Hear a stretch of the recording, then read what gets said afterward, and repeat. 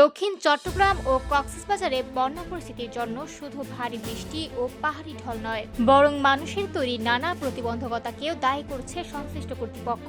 কয়েকদিনের টানা বর্ষণ ও পাহাড়ি ঢলের পানিতে এখনও বিস্তীর্ণ এলাকা পানির নিচে রয়েছে।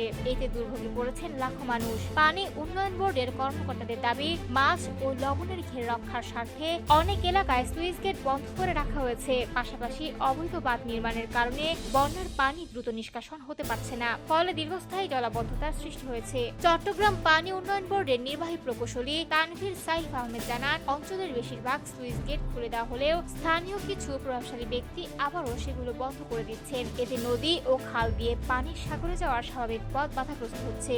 সাধারণত জোয়ারের সময় সমুদ্রের লবণাক্ত পানি লোকালয়ে প্রবেশ ঠেকাতে স্লুইস গেট বন্ধ রাখা হয়, আর ভাটার সময় এসব গেট খুলে দেওয়া হয় যাতে পাহাড়ি ঢল ও বৃষ্টির পানি দ্রুত নদীপথে সাগরে চলে যেতে পারে। কিন্তু অভিযোগ উঠেছে, কোথাও কোথাও মাছের ঘের রক্ষায় খালের উপর অবৈধ বাঁধ তৈরি করা হয়েছে। আবার অনেক স্থানে স্লুইস গেট আটকে রাখা হয়েছে। এতে পানি আটকে গিয়ে চকরিয়া, পেকুয়া, মাতামুহুরী সহ বিভিন্ন এলাকায় বন্যার দুর্ভোগ আরো বেড়েছে। সম্প্রতি চকরিয়ার বদরখালী এলাকায় একটি স্লুইস গেট পরিদর্শনে দেখা যায়, 5 কপাটের গেটের বড় অংশ কাঠের তক্তা দিয়ে বন্ধ করে রাখা হয়েছে। স্থানীয়দের দাবি, এভাবে পানি নিয়ন্ত্রণ করে মাছ ধরার ব্যবস্থা করা হয়েছিল। পানি উন্নয়ন বোর্ড জানিয়েছে, পানির প্রবাহ স্বাভাবিক রাখতে অবৈধ বাঁধ অপসারণ ও বন্ধ স্লুইস গেট খুলে দেওয়ার কাজ চলছে। তবে প্রশাসনের কর্মকর্তারা বলছেন, অভিযান চালানোর পরও কিছু ব্যক্তি আবার এসব গেট বন্ধ করে দিচ্ছেন। বিশেষজ্ঞদের মতে, প্রাকৃতিক দুর্যোগের পাশাপাশি অপরিকল্পিত মানবিক হস্তক্ষেপ বন্ধ করা না গেলে উপকূলীয় অঞ্চলে জলাবদ্ধতার সংকট আরো দীর্ঘ হতে পারে।